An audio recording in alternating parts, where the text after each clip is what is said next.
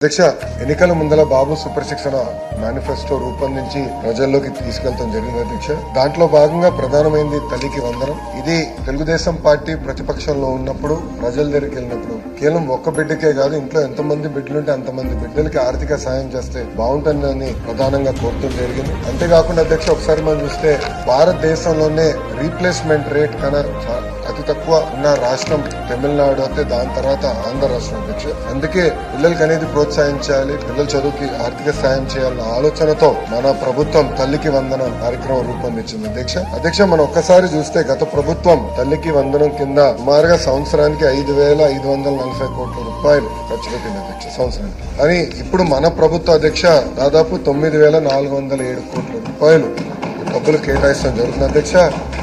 ఇది 50% ఎక్కువ అధ్యక్ష.